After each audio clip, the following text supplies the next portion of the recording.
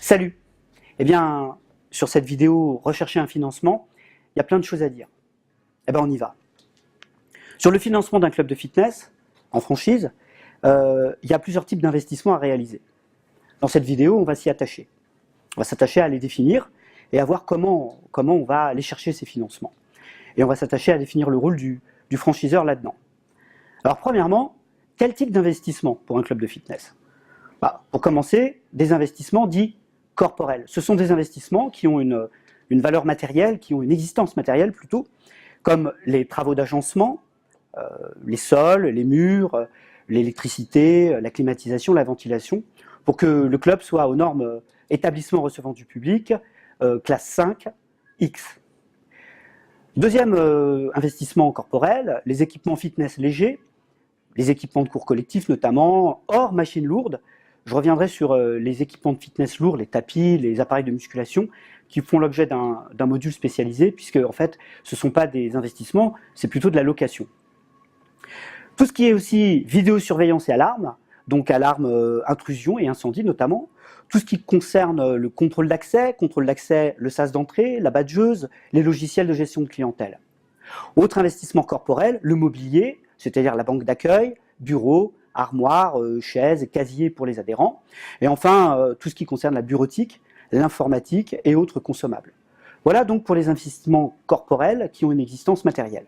Alors, après avoir vu les investissements corporels, ils ont une existence matérielle, nous allons voir les investissements incorporels. Eh bien, ce sont des investissements qui n'ont pas d'existence matérielle, comme par exemple la redevance forfaitaire initiale, on l'appelle souvent le droit d'entrée du franchiseur, les loyers d'avance à verser au propriétaire du local pour l'octroi du local, la publicité de démarrage, donc le plan de communication avec affichage, flyer, la création du site web, le stand précaire pour les préventes, tout ce qui concerne aussi les frais d'agence, donc l'agent immobilier qui nous a aidé à trouver le local, prend en moyenne entre 10 et 15%, et les frais d'établissement pour la création de votre société, sachant que vous pourrez créer une société type une SAS, une SARL, une EIRL, eh bien les frais d'immatriculation au greffe, les timbres fiscaux. Donc voilà pour les investissements incorporels. Eh bien, les investissements corporels plus les investissements incorporels vont constituer l'ensemble de l'investissement de votre club de fitness.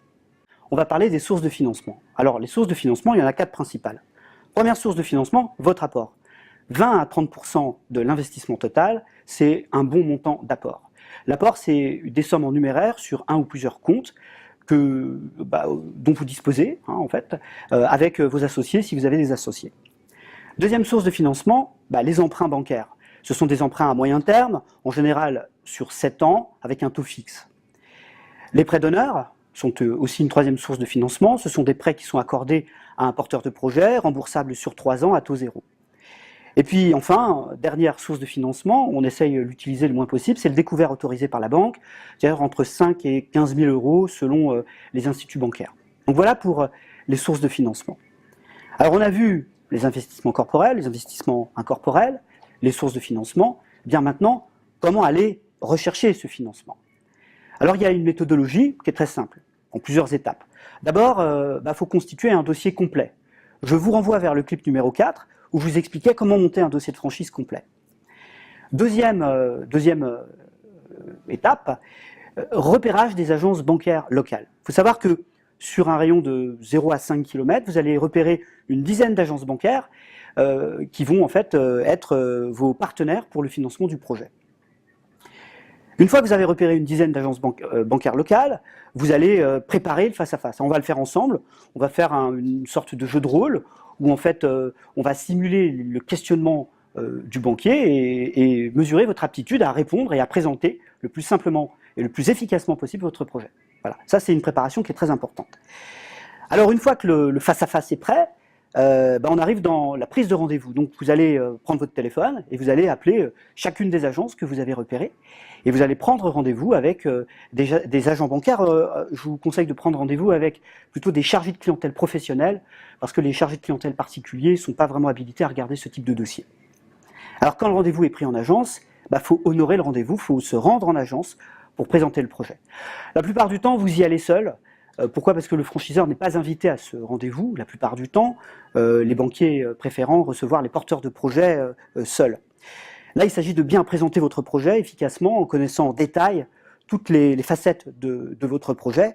Alors évidemment, vous lui laissez un exemplaire papier imprimé, donc 10 rendez-vous égale 10 exemplaires imprimés, un pour chaque rendez-vous.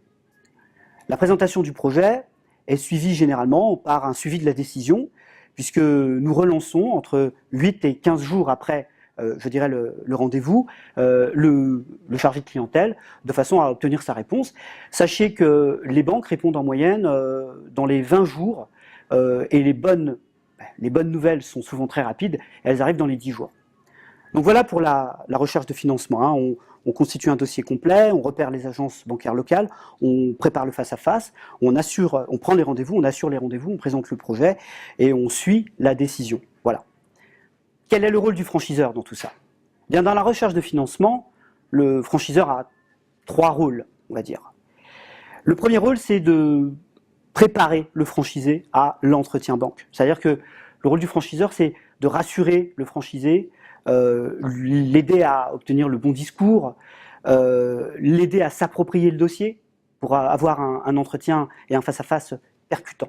Voilà. Et puis aussi, le rôle du franchiseur, c'est d'aider le franchisé à avoir les meilleures conditions en termes de cautionnement, de taux d'intérêt, d'assurance, éventuellement de découvert bancaire. Deuxième rôle fondamental du franchiseur, c'est de présenter, si possible, le projet à des pôles franchise.